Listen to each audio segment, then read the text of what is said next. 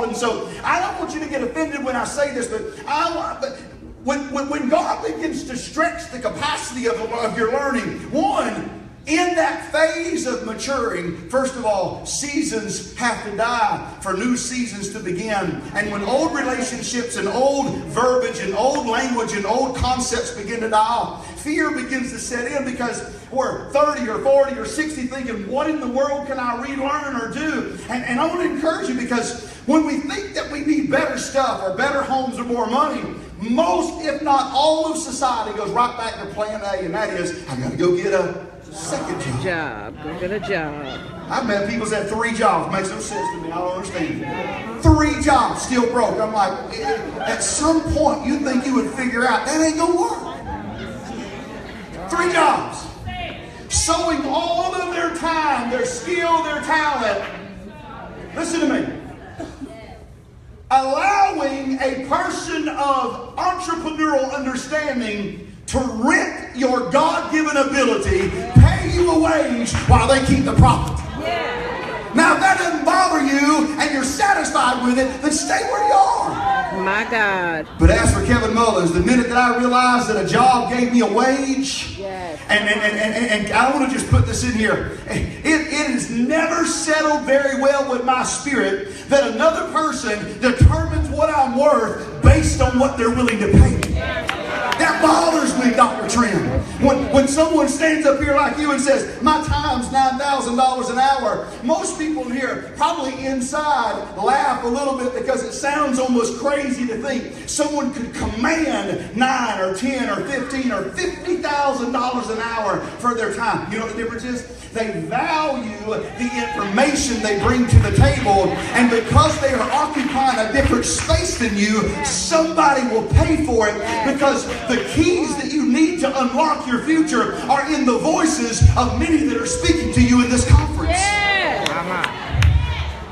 Thank you. I just never was a good employee because I didn't like the idea. And listen, and don't be offended by this as well, but the minute that you subject yourself to any kind of wage, you become a slave not only to the boss or the CEO, but every component of your life is predetermined by somebody else.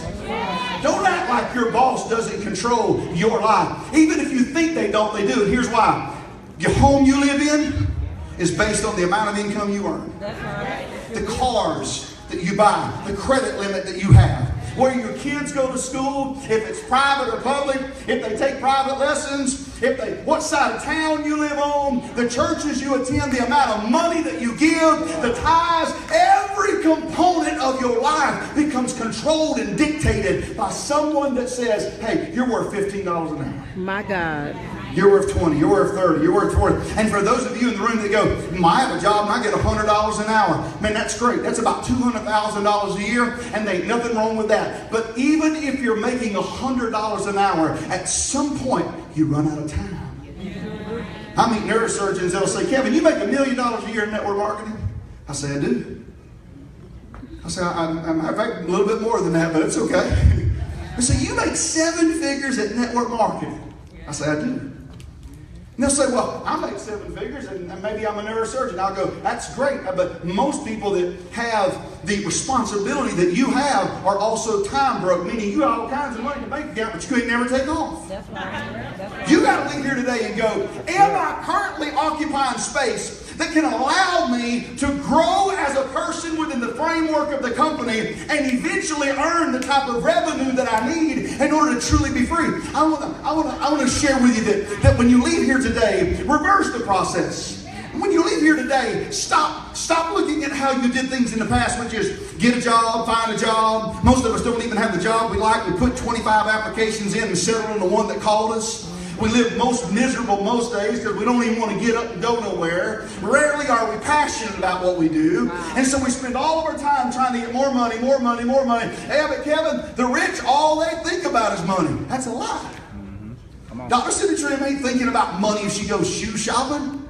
I have been there. I've been broke. I've been in that world where I had nothing whatsoever. I know what it's like to read the menu from the left to the right.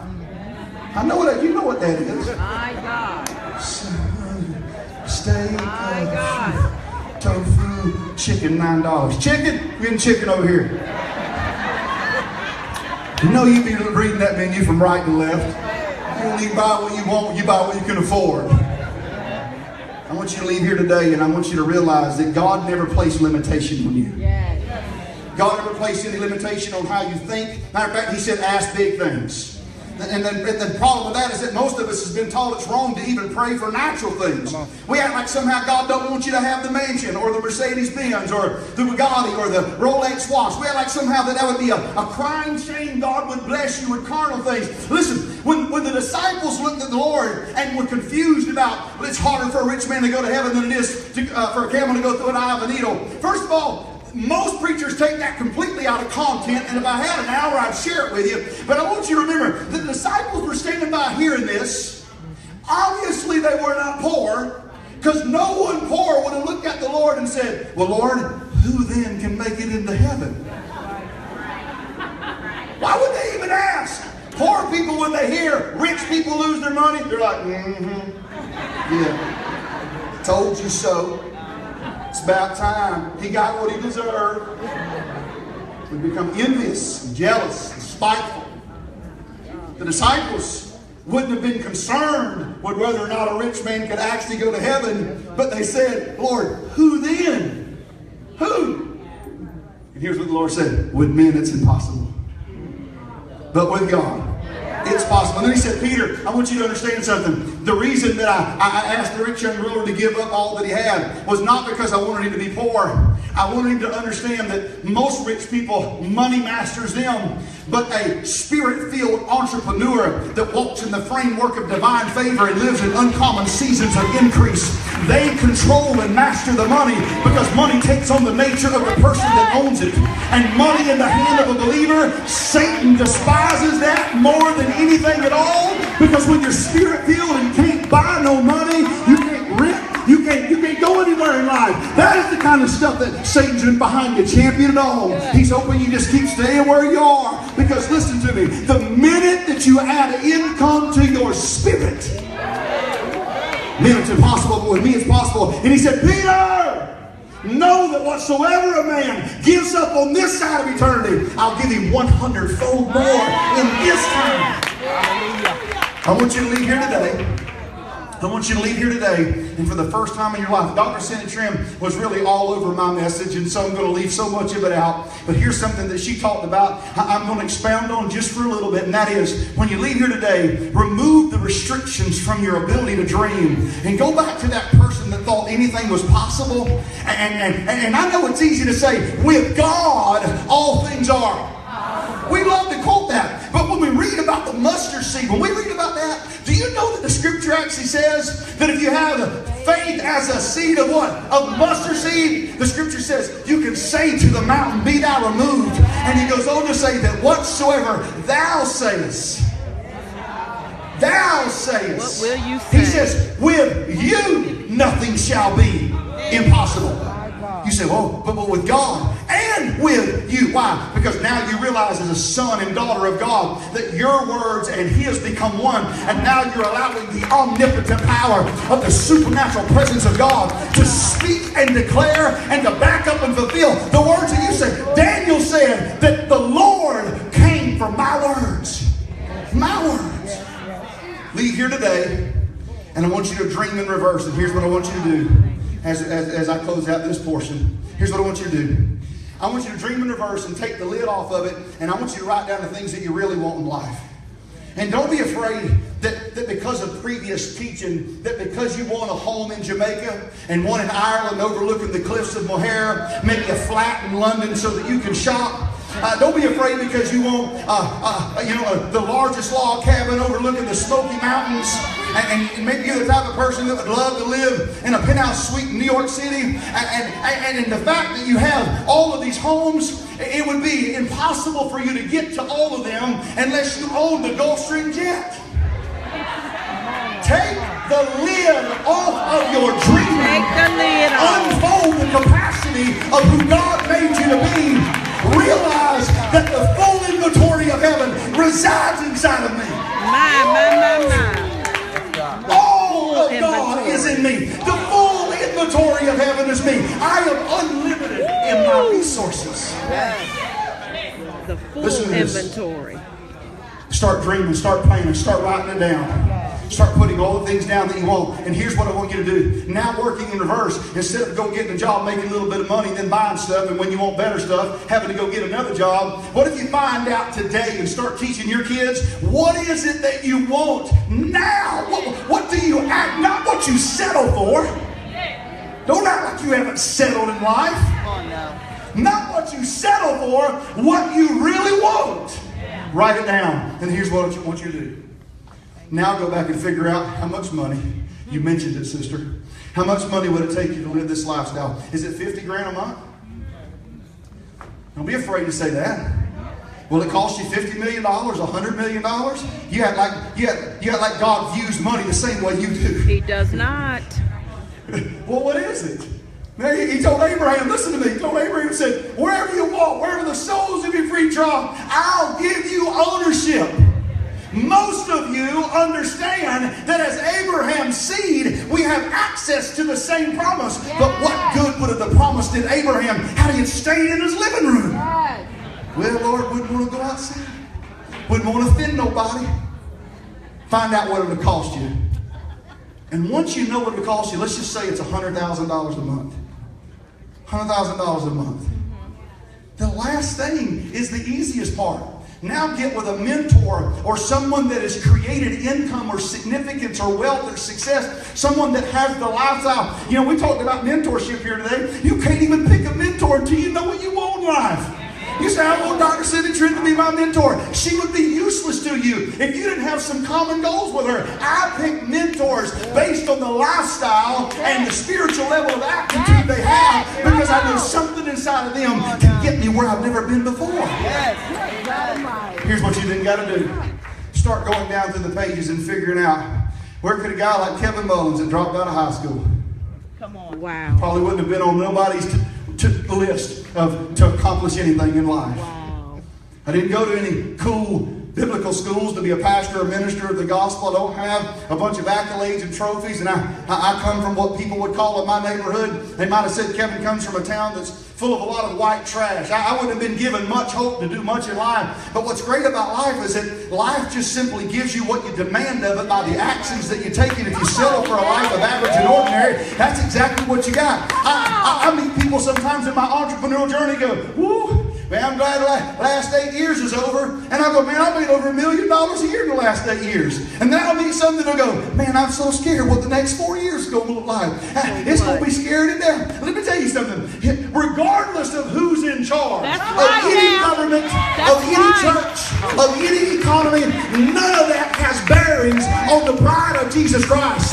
Because we have access to an economy. Grace connects me to an economy that has no limitations. Leave here today and go, I need $100,000 a month to do what I really want to do, to give, to fund, to live, to access, to pay it forward, to do all of the things that I feel would help me be the best me. Now, what is it in our economy that I can occupy and consume that could pay me $100,000 a month? Now see, for me, it was network marketing. For you, it may be apps. For you, it may be something in social media. For you, it may be singing. It may be entertainment. It may be art. For you, it may be innovation. For you, it may be something along the lines of tools and instruments that connect with ministry and impact the marketplace. But the minute that you start thinking and stretching, all of a sudden you realize, let me just say it like this. If the spirit of Babe Ruth lived inside of me, you know what I'd do? I'd hit home runs. If the spirit of Michelangelo lived inside of me, I'd paint masterpieces. I'd sculpt masterpieces. If the spirit of Michael Jordan lived in me, Lord, I could dunk from the free throw line. But if the spirit of Almighty God, let me say that again for those of you that's not listening today. If the spirit of Almighty God, the limitless one, if that spirit lives inside of me, who am I to leave that portion of God's abundant nature unexpressed in my own life? Leave here today and understand this. If you think that God is going to let you get by without creating increase, look no further than the son in that parable of talents that hid it in the ground. That kind God that the pastor wants to preach when you don't live up to your full potential, that ain't how God handled that young man. He called him unprofitable, he called him wicked, and he called him slothful, and then he cast him into outer darkness. Why? Because he simply failed to bring forth the increase. Come on now. The good master walks by a field, spots a fig tree. Dr. Cindy, you can come on up. I'm closing with this. Spots a fig tree and says to the person in charge, he says, "Where is the dresser of the field?" Where? He comes and he says, "Sir, what's wrong? What's wrong?" He said, "I come by this fig tree for 3 years. For 3 years, I've come by this fig tree. And it's never produced one fig.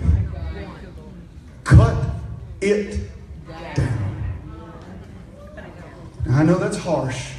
Cut it down. I surely don't want to leave you on a low note. But I want you to be encouraged in your spirit to understand God has invested in you.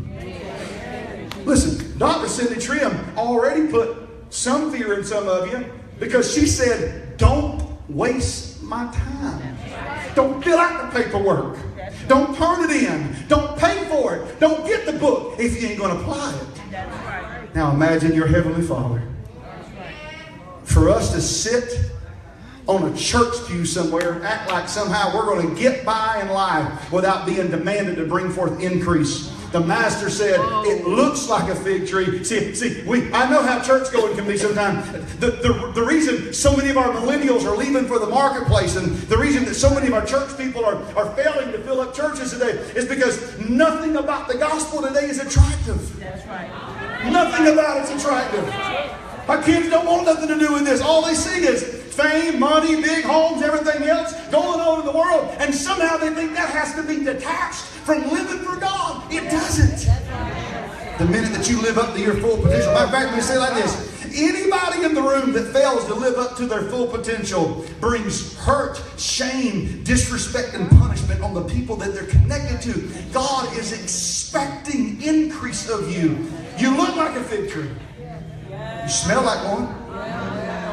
The leaves are on there. Everything about you says Christian. Somehow we have convinced ourselves that being abundantly increased in prosperity is only in the spiritual realm. But everything internally must be reflected externally. And everything that is earthly reflects the spiritual.